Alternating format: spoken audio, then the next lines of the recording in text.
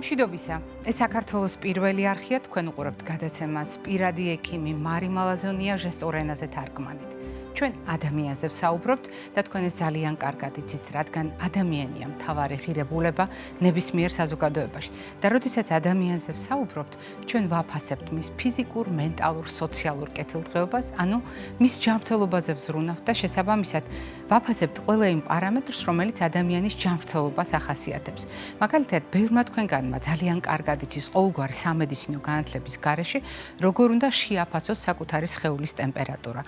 მაგალითად, შეამოწმოს გულის ცემა, პულსით. მაგრამ რამდენად მნიშვნელოვანია არტერიული ჰიპერტენზიის მართვა, მისი თავიდანაცილება და ზოგადად წნევის გაზომვა, ეს მე ვფიქრობ, უკვე ასაკის მიუხედავად ფართო საზოგადოებისთვის კარგად ცნობილია. მიუხედავად ამისა, სამწუხაროდ, საქართველოს ევროპის კონტინენტზე არის ერთ-ერთი ლიდერი იმ ქვეყანათა შორის, სადაც არტერიული ჰიპერტენზია არის ძალიან მყარი პრობლემა. სწორედ ამიტომ ჩვენთვის განსაკუთრებით მნიშვნელოვანია ყოველ მაისს, მაშინ როდესაც მსოფლიო არტერიული ჰიპერტენზიის ცნობადობას აღნიშნავს, ჩვენ ამ თემაზე საგანგებოდ ვისაუბრებთ. კიდევ უფრო ხაზგასასმელია, რომ ხვალ 17 მაისს მთელი მსოფლიო არტერიული ჰიპერტენზიის ცნობადობის დღეს აღნიშნავს და როდესაც ჩვენ ამა თუ იმ საკითხზე ვსაუბრობთ, ჩვენ ცდილობთ თემას მიუსადაგოთ რეკომენდაციები. დღევანდელი კვებითი შუქნიშანი სწორედ ამ პრინციპებს გაითვალისწინებს.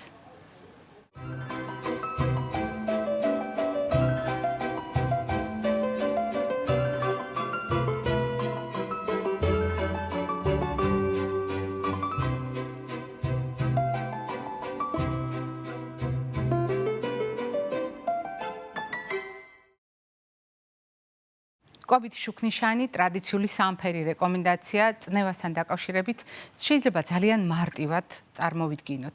წარმოვიდგინოთ სწორედ იმ ფერების შესაბამისად, რომელიც კვებით შუქნიშანში ისედაც გათვალისწინებული გვაქვს. მაგალითად, ჩვენი ყოველდღიური საუბრებიდან გამომდინარე, ჩვენი მრავალწლიანი ურთიერთობიდან გამომდინარე, თქვენთვისაც ადვილად გასაგებია, რატომ შეიძლება სამფერი შუქნიშანი ასე გამოიყურებოდეს. მაგალითად, გაჩნდეს წითელი ფერი, რომელიც პროცესირებულ პროდუქტებს უკავშირდება. დიახ, ყველა უკიდურესად ტექნოლოგიურად დამუშავებული პროდუქტი ქმნის რისკს თავის შემადგენლობიდან გამომდინარე იმისთვის, რომ არტერიული წნევა გახდეს ხშირ შემთხვევაში მერყევი და მათი სისტემატური მოხმარება შეიძლება გახდეს არტერიული ჰიპერტენზიის წინაპირობაც კი. მაგალითად, როდესაც ყვითელ ფერზე ვსაუბრობთ, ძალიან კარგად გვახსოვს ჩვენი სისტემატური საუბრები მარილთან დაკავშირებით. დიახ, მარილი სწორედ ის სიფრთხილის ზონაა, რომელიც არტერიული ჰიპერტენზიის დროს და ზოგადად არტერიული წნევისათვის ყოველთვის უნდა გვახსოვდეს. და არის მესამე, ძალიან ადვილად გასაგები მწვანე, რომელიც წყალს უკავშირდება და რომელიც გულისხმობს იმას, რომ წყალი უნდა დავლიოთ მაშინ, როცა არ გვწყურია. წყალი უნდა დავლიოთ სისტემატურად. წყალი უნდა დავლიოთ მაშინაც კი, როდესაც დაბალი წნევა გვაქვს და აუცილებლად უნდა დავლიოთ, როდესაც დაბალი წნევა გვაქვს და თქვენ წარმოიდგინეთ, არ უნდა შევშინდეთ, როდესაც მაღალი წნევა გვაქვს და მაშინაც უნდა დავლიოთ წყალი, რადგან კვლევების თანახმად ძალიან ხშირად სწორედ წყლის ნაკლებობა შეიძლება გახდეს, წყლის დეფიციტური მოხმარება შეიძლება გახდეს არტერიული ჰიპერტენზიის, ანუ მაღალი წნევის ხელშემწყობი. თითქოს მარტივია და გასაგებია სამფერი რეკომენდაციები და სამი მთავარი სათქმელი. კიდევ უფრო განვაზოგადოთ, მოდით ეს ყველაფერი და ყველა საკვები პროდუქტი ჩვენს თეფში მოვაქციოთ. და როდესაც ჩვენ თეფშზე ვსაუბრობთ, მე აუცილებლად გაგახსენებთ იმას, რომ ტრადიციული ყოველდღიური რაციონი ისე უნდა გადანაწილდეს, რომ სულ ცოტა ნახევარი ბოსტნეული და ხილი იყოს, მეორე ნახევარი მარცვლეულ ბურღულეული ცილოვან კომპონენტებთან ერთად. რასაკვირველია, აქ გასათვალისწინებელია რძის ნაწარმიც, გასათვალისწინებელია წყლის და ცხიმის მოხმარებაც და ასე შემდეგ. მაგრამ განა ეს ზოგადი მიდგომები საკმარისია არტერიული ჰიპერტენზიის მართვისთვის. აღმოჩნდა, რომ კიდევ უფრო მნიშვნელოვანი დეტალებია გასათვალისწინებელი და ასეთ შემთხვევაში ჩვენს გადაცემაში გაჩნდა ზუსტად ის პრინციპი, რომელიც არის ჩემს წიგნში, ეს გახლავთ დიეტური მიდგომა არტერიული ჰიპერტენზიის მართვისთვის. ეს არ გახლავთ პირადად ჩემი მიერ შემუშავებული სისტემა, ეს არის საერთაშორისო აღიარებული კვების მოდელი, რომელიც ქართულად ადაპტირებული გახლავთ ჩემ მიერ და გულისხმობს სწორედ იმ პრინციპებს, რომელიც მანამდე მე ჩამოთვალე. რასაკვირველია, განსაკუთრებით ხაზგასასმელი არის აქ საკვები პროდუქტების ყოველდღიური მოხმარება.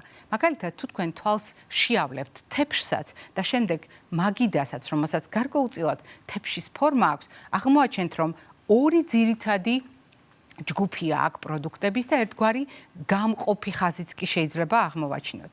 მაგალითად, როდესაც მჟავე პროდუქტებს ვხედავთ, დამწნილებულ პროდუქტებს, მარილ წყალში მომზადებულ პროდუქტებს.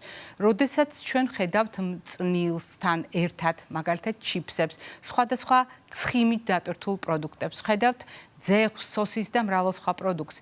ჩვენ აქ ვითვალისწინებთ პროცესირებასთან ერთად მარილის მაღალ შემცველობას, ზოგიერთ პროდუქტში მარილის და შაქრის შემცველობას, ზოგიერთ პროდუქტში მარილის, შაქრის და პროცესირებული ცხიმების ერთდროულ არსებობას და ასეთ შემთხვევაში ეს პროდუქტები სწორედ საყურადღებო შეზღუდვის ზონაში ხდება.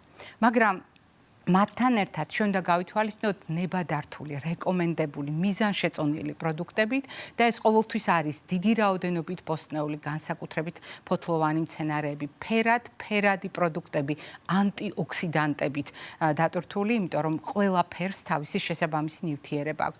სწორად მოხმარებული მჭლე ხორცი, თევზთან ერთად თხილეული, მარცვლეული, ბურღულეული, სხვადასხვა სახის თესლი. ეს ის კომბინაცია აუცილებლად წყალთან ერთად, რომელიც არტერიული წნევის მართვის საშუალებას გვაძლევს და გვიცავს არტერიული ჰიპერტენზიისგან. ანუ გამოდის, რომ საკვებს შეუძლია არტერიული წნევა მართოს. გამოდის, რომ საკვებს შეუძლია არტერიული წნევის მატება თავიდან აგვაცილოს.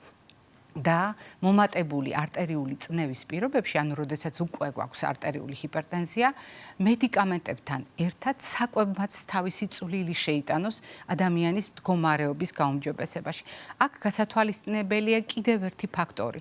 როდესაც ჩვენ საუბრობთ განსაკუთრებით ბოსტნეულისა და ხილის მოხმარებაზე, მიაქციეთ ყურადღება ეგრეთ წოდებულ დაშ-თეფშის მოდელს, როდესაც ჩვენ დიეტური მიდგომა არტერიული ჰიპერტენზიის შესაჩერებლად გამოვიყენეთ.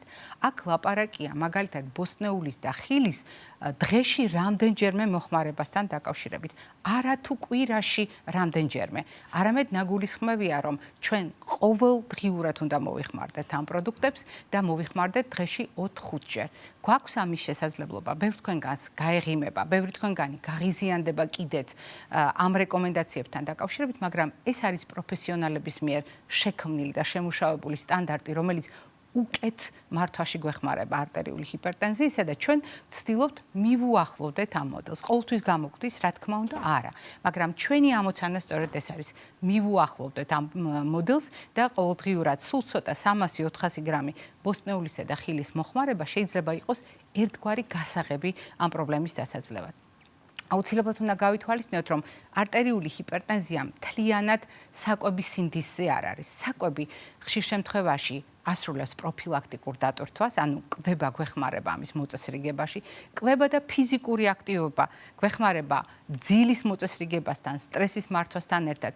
ავიცილოთ თავიდან არტერიული ჰიპერტენზია, მაგრამ უნდა გვახსოვდეს, რომ ჩვენს ორგანიზმში შეიძლება იყოს უამრავი პრობლემა, რომლის დამსახურებითაც ჩვენ გვქონდეს არტერიული წნევის მერყეობა. ერთ-ერთი ასეთი ბრალდებული შეიძლება აღმოჩნდეს ნაღლის ბუშტი. ნაღლის ბუშტის დაავადებების თავიდან ასაცილებლად არ დაგავიწყდეთ, რომ ნაღლის ბუშტი უფრო ხშირად აწუხებთ ქალებს და ამას განაპირობებს ჰორმონალური თავისებურება, ორსულობა და მშობიარობა, სუნთქვის ტიპი. ქალები სუნთქავენ მკერდით, მამაკაცები კი მუცლით. ნაღლის ბუშტის დაავადებების რისკს ზრდის ჭარბი წონა და სიმსუქნე, კვების რაციონის, რეჟიმის და ჯერადობის დარღვევა. ნაკლებად მოძრავი ცხოვრების წესი, მავნე ჩვევები, თამბაქოსა და ალკოჰოლის სისტემატური მოხმარება, საჭმლის მომნელებელი სისტემის სხვა დაავადებები, ინფექციები. გაღიზიანებული ნაღლის ბუშტის დასაზოგად აუცილებელია სულ ცოტა 4-5 ჯერად იკვება მცირე ულუფებით. ცხიმის რაოდენობის კონტროლი, შემწვარი პროდუქტების შეზღუდვა, ცხიმის გამოყენება მზაკერძში, ანუ თერმული დამუშავების გარეშე, ახალგამომწყვარი ცომეულის, ტკბილეულის და საკმას სანელებლების შეზღუდვა, მაგარი ჩაის, ყავის და სხვა მატონიზირებელი პროდუქტების სიფრთხილით გამოყენება. სიცოცხლის გახანგრძლივება და არაგადამდებ დაავადებათა თავიდან აცილება შესაძლებელია სწორი კვებით, რეგულარული ფიზიკური აქტივობით, თამბაქოზე უარის თქმით, აირჩიე ჯანსაღი ცხოვრების წესი პირადი ექიმის რჩევით.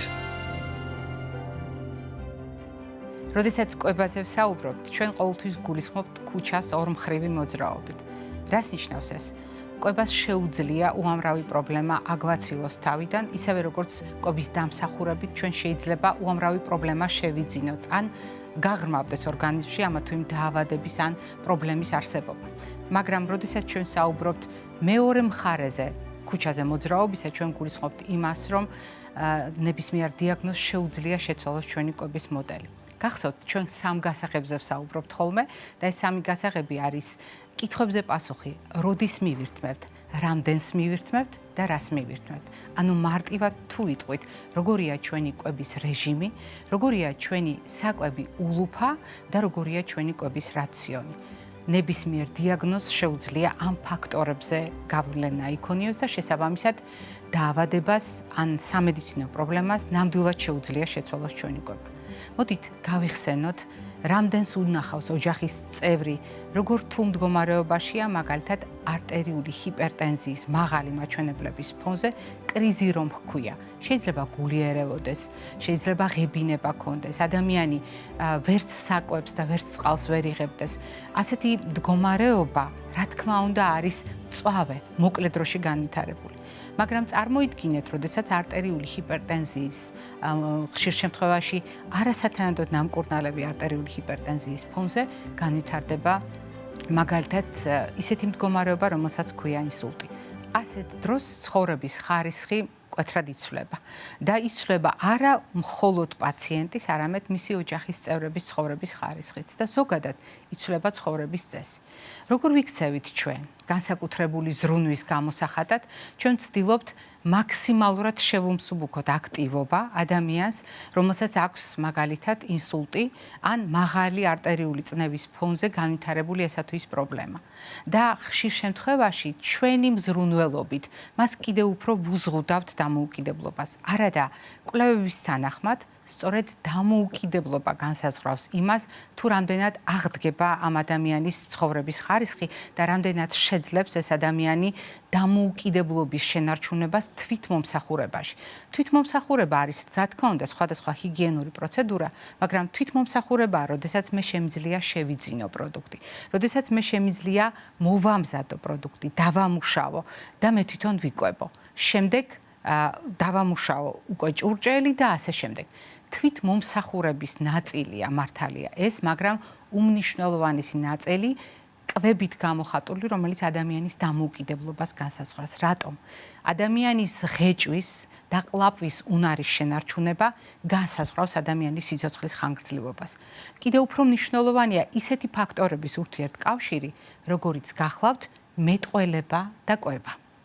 თქვენ შეიძლება მოგეჩვენოთ, რომ საკმაოდ დისტანცირებულია ეს ორი მოვლენა, სად ჩვენი აზრების სიტყვებით გამოხატვა და სად საჭმელის გადაყლაპვა. და ასეთ შემთხვევაში მე მინდა გაგახსენოთ, რომ ჩვენი ორგანიზმი არ განიხილავს განყენებულ პრობლემებს და იმდენად მჭიდროა ანატომიური კავშირი სხვადასხვა სისტემას შორის და იმდენად მჭიდროა კავშირი სხვადასხვა ფუნქციას შორის, რომ დიახ, მეტყველების ვარჯიშები, მეტყველების თერაპია შეიძლება გახდეს საუკეთესო გასაღები იმ პრობლემის ჯადოსნური კარის გასაღებად, რომელიც კვებას უკავშირდება და პირიქით.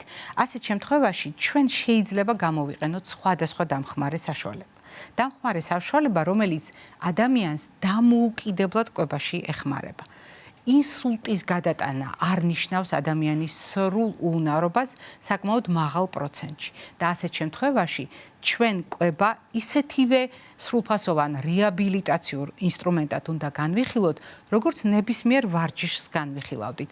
დიახ, ის რომ ადამიანს ხელში უჭირავს ჭურჭელი, ის რომ ადამიანი საგანგებო სამარჯვებით, მაგალითად ცდილობს დამოუკიდებლად, სხვის ჩაურევლად მიიღოს პროდუქტი, როდესაც ადამიანი ცდილობს დამოუკიდებლად მიირთვას კერძი, თუნდაც სხვისი მომზადებული. ეს ზრდის მის თვითშეფასებას, ეს ზრდის მის мотивაციას და მიაქციეთ ყურადღება ძალიან ხშირად ადამიანთა გარკვეული ნაწილი იმისათვის, რომ სხვების თანდასწრებით არ იკვებებოდეს განსაკუთრებით ინსულტის შემდეგ, თუ მას აქვს გარკვეული შეზღუდვები მოძრაობასთან დაკავშირებით, სახის კუნთების მდგომარეობასთან დაკავშირებით, ცდილობს საჯაროდ არ იკვებოს თუნდაც ოჯახის წევრების თანდასწრებით, ან საერთოდ შეზღუდოს კონკრეტული პროდუქტების მირთმევა. არის თუ არა ეს სახიფათო? დიახ, ეს უდავოდ არის სახიფათო, თუნდაც იმიტომ, რომ ადამიანი უნებურად ზღუდავს კვებას დროში, ულუფაში, რაციონში, რაც თავის მხრივ შედეგად მოიტანს იმას, რომ ადამიანის ორგანიზმს დააკლდება საკვებთან ასოცირებული ენერგია და დააკლდება ის საკვები ნივთიერებები, რომელიც აუცილებელია არა უბრალოდ სიცოცხლისთვის და არსებობისთვის, არამედ პრობლემების უკეთ მართვისთვის, ადამიანის უკეთესი რეაბილიტაციისათვის და დაზიანებული უბნების უკეთ აღდგენისთვის, სასიცოცხლო რესურსების მაქსიმალურად ხანგრძლივად გამოყენებისთვის. ეს იყო ის მთავარი კავშირი, რომელიც დღეს მე ვეცადე მოკლედ გამეხსენებინა თქვენთვის. დიახ, საკვები პროდუქტების სწორი შერჩევა და ეგრეთ წოდებული დიეტური მიდგომა არტერიული ჰიპერტენზიის შესაჩერებლად გვეხმარება იმაში, რომ არტერიული წნევა უკეთ მართოთ ზოგადად. გვეხმარება იმაში, რომ არტერიული ჰიპერტენზია ავიცილოთ თავიდან და თუ ასეთი რამ არის ჩვენს ცხოვრებაში, მაშინ მაქსიმალურად დავიცვათ თავი არტერიული ჰიპერტენზიის უსიამოვნო საჩუქრებისაგან. მაგრამ თუ არტერიული ჰიპერტენზიის დამსახურებით დაზარალდა ესა თუ ის სისტემა, მაგალითად გვაქვს ისეთი მდგომარეობა, რომელიც დღეს მე ვახსენე ინსულტის სახით, ჩვენ უნდა გავითვალისწინოთ ადამიანის ცხოვრების ხარისხის შენარჩუნების წინაპირობად კვება, რომელიც ადამიანის დამოუკიდებლობას განსაზღვრავს, კვება, რომელიც ადამიანის თვითშეფასებას ზრდის, აღარაფერს ვამბობ, სრულფასოვანმა კვებამ ამ დროს რატომ შეიძლება უზრუნველყოს ორგანიზმი უკეთესი რეაბილიტაციისთვის, რატომ შეიძლება სწორედ საკვები აღმოჩნდეს ის შემავსებელი, რომელიც არა მხოლოდ საკვები ნივთიერებებით და ენერგიით, არამედ კარგი გუნებგანწყობით და მაღალი თვითშეფასებით, ოპტიმიზმით, мотивაციით აავსებს ადამიანს. და ასეთ შემთხვევაში დამოუკიდებელი კვება შეიძლება სწორედ ის მთავარი мотиваტორი აღმოჩნდეს, რომელიც შემდეგი ნაბიჯების გადატკმაში დაეხმარება ადამიანს. ეს ხო დღევანდელი ჩვენი რეკომენდაციები, მე გემშვიდობებით ტრადიციულად ჯანმრთელობას და ღირსებას გისურვებთ.